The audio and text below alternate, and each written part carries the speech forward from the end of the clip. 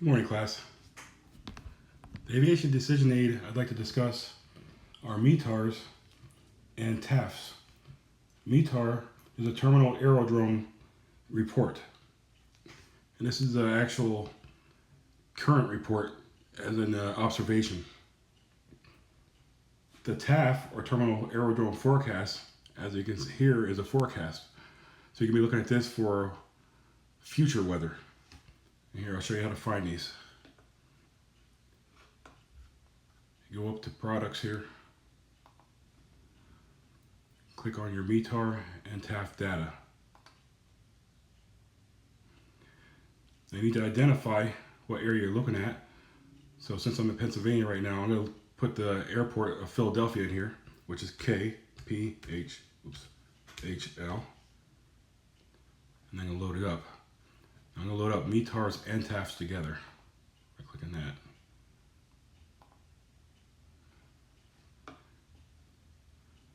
Okay, now in these reports, you can see your identifier, KPHL, Philadelphia. You get your time in Greenwich Mean Time, or Zulu time, which is right here. And then the first thing you're going to see is your wind speeds. Your winds are coming from 220 at 6 knots. And then you're going to see your visibility, which is 10 statute miles. Next, you're going to have your cloud layer. In this case, it's scattered at 30,000 feet. Now, this is all important for planning because if your clouds are low, you might not be able to take off at all, or you might have to fly on an instrument plan. So 30,000 feet and scattered is going to be VMC or VFR weather.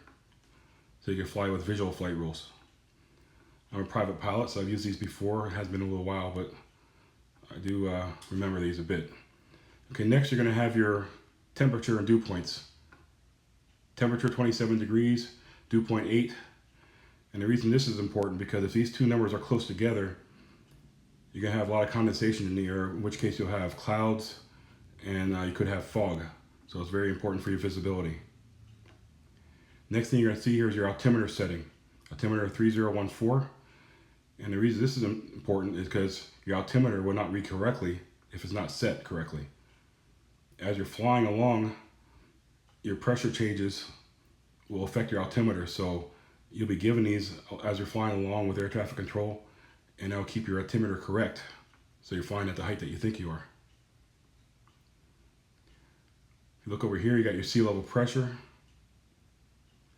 And again, right here, this is your temperature and dew point. A little more accurate. This is 27.2 degrees, and this is 7.8 degrees for your dew point. A little farther down here, this is in your TAF area. Well, one thing you can see here is, again, your visibility, 6 statute miles. And this SKC stands for sky clear. So again, like I said, from reading up here, 30,000 feet and scattered is visual flight rules, clear skies. Okay, now for laymen, an easy way to read these without deciphering all this, you can go up here and you can click this decoded tab. When you click that, it gives you all this information I just told you, but gives it in clear speech per se. Again, Philadelphia International Airport. Your time, 22:54 UTC or Zulu on June 3rd. Your temperature, 27.2 degrees Celsius. And your dew point is 7.8 degrees Celsius. Again, here's your winds. Southwest, 220 degrees, 6 knots.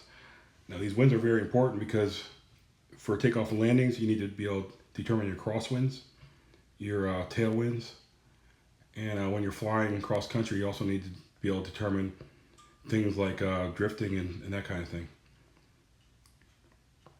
Again, here's your scattered clouds at 30,000 feet and VFR, as we stated earlier.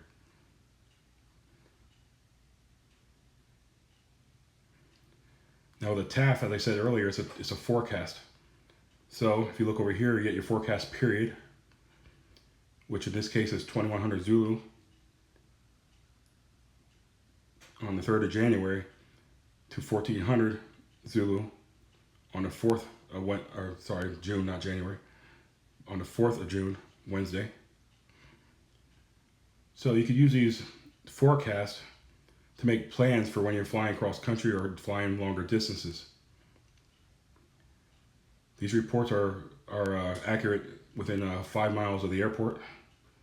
So you have a general idea of what the weather is around the airport as you're traveling and what it's going to be down the road. And this is important to keep you from flying into inadvertent instrument conditions, which is one of the key things that gets pilots killed in accidents.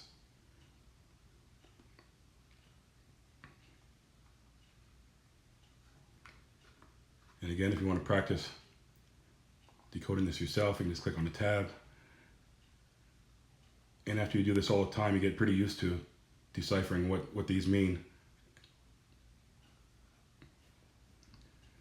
Okay, but again, so these are important for determining IFR, VFR flight plan requirements, to determine the weather, if you should even be taken off in the first place, and for your routing. If you see some bad weather up ahead or forecasted up ahead, you might fly a different route or do a different flight plan. Or in case of IMC weather or instrument meteorological conditions, you would file an IFR flight plan and fly by instruments. And this will keep you safer than flying VFR into instrument conditions. One other factor that's important about these reports is the temperature. Why that's important is it affects the performance of the aircraft. As far as, like, for example, hot weather can affect the amount of cargo you can carry, and it affects your takeoff length on your runway and things like that.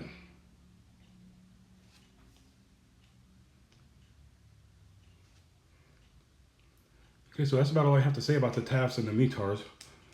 But these reports are crucial to aviation decision making. Pilots use these every day, all the time, when they're planning local flights and cross-country flights.